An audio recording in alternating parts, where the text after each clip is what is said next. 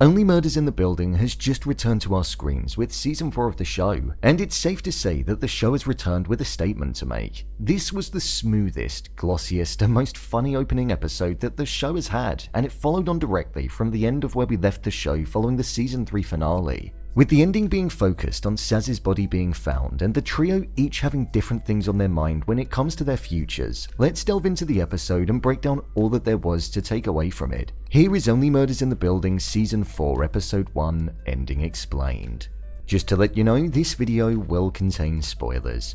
I'm going to break this video down by each individual character arc as they each had different things going on. Charles. Charles was the character that got the main focus in this episode of the show.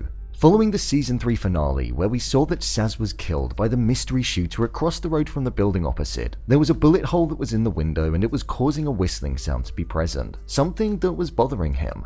This was similar to the fly that we saw buzzing in the spaghetti western and also the train that was on the tracks too. Charles knew that there was something going on with Sazz as she hadn't replied to his text messages, and once he went to LA, her house was sitting empty and nobody was at the door. Something that I noticed in this episode was that there was a focus on the number 4 being present, which is making me think that there's a greater importance to it. Charles said 4 when he was bargaining on how much his life rights would be worth in a movie that was going to be made about them. There were 4 pieces of fruit in his apartment. There were 4 cats that appeared in a photo of a breaking news story on her phone, and there was also 4 X-ray photos of the bones that Sazz had inside of her from Bulgaria. Something which was what ultimately confirmed that she was dead when Charles went to the incinerator. So right now, I can't quite put my finger on the importance of it just yet, but I think as the season goes on, the number 4 will have a key role to play in the story. The drip feeding of clues has definitely already started. Sazz was on Charles's mind even whilst at the party that they attended, and it was once Lester phoned him and told him of the note about his window, which Charles didn't send, where he then went back home to analyze the window.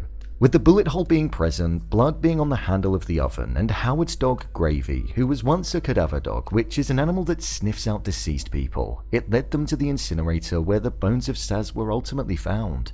Obviously, Sazz looked a lot like Charles in the dark, and it occurred in his apartment, so the killing was most likely intended for him. This does beg the question on who could be responsible for it. The only communication that we've had from the killer is the fact that they sent a message saying that they weren't his friend, so right now the possibilities are endless. It's not like last season where there were a load of suspects from the beginning. We didn't actually really meet anybody that the show could be pointing towards in this first episode. What we do know though is that they have access to the apartment building and are also able to access Charles' apartment without it looking like a break-in occurred. So the person is probably very close to home. The killer said how they weren't Charles' friend, but what if they actually are? So, like the note on Sazz's desk read, we're probably going to have to play the long game with this one. One thing that I loved about this episode was the singular piano note that was being played as the camera zoomed into Charles' upset face at the end. It actually made quite a surprisingly emotional moment. It just showed the versatility of Steve Martin and how he can essentially go from being hilarious in one scene to then delivering an emotional performance in the other. Mabel. With regards to Mabel, she was questioning her own value following Bev reaching out and wanting to make a movie about the trio. She was referred to as being a homeless, mumbling individual, and the idea of signing away the rights to her life was daunting to her, because the person that she felt she was in that moment was only temporary, and she didn't want to be remembered as that. The whole opening section of this episode was focused on looking at home movies of oneself and finding it difficult to relate to the person that you once was. Something which became important when we saw that Paramount wanted to make a movie about the 3 of them. That was what sparked that thought-provoking topic in her mind and made her question if she even wanted to do it. However, with her realizing that signing away life rights was a big deal, she squeezed everything that she could out of Bev to get it to a point where she was comfortable. This episode being titled Once Upon a Time in the West very much showed the state of Mabel's mind and where she was in the present.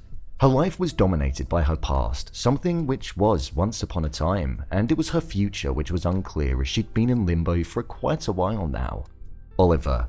Oliver genuinely had some of the funniest moments in this episode of the show. His play Death Rattle had just been cut from Broadway and he was questioning what he was going to do with his life now, especially considering that Loretta had just moved to LA for the TV gig that she was offered.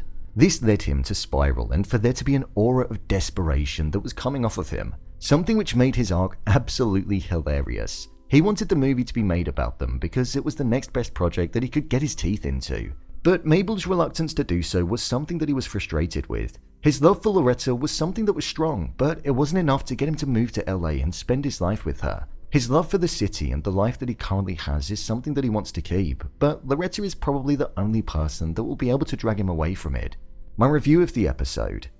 I thought this first episode of the show was really good. The opening section when they were all in Charles's apartment, where it was kind of insinuating that they were going to show us Sazz lying on the floor dead, and all of the nods to us knowing what had previously happened was really exciting and engaging to follow. The show was playing with us, and it's not often shows can do that in a really convincing way. For me, Martin Short stole this episode with the humor that he was exhibiting.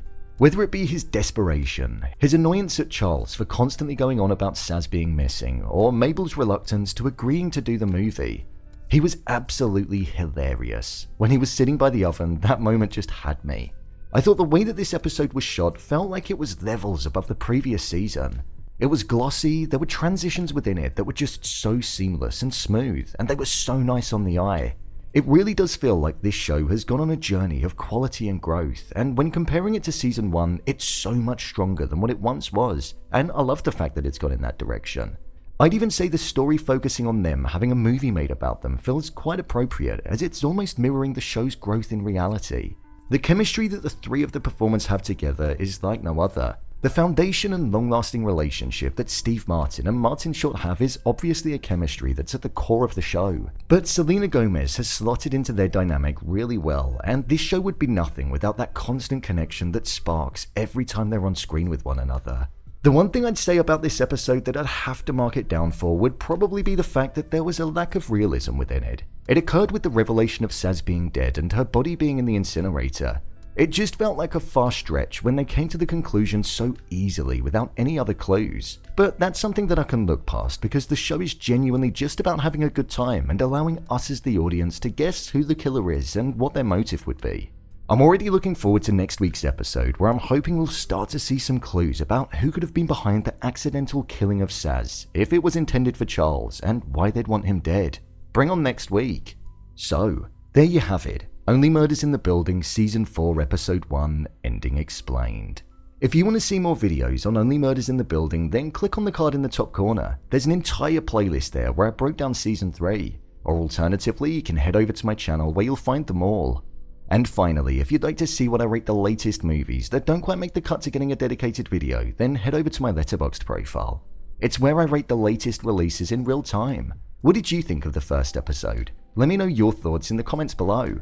As always, thanks for tuning into the video, and I'll see you in the next one.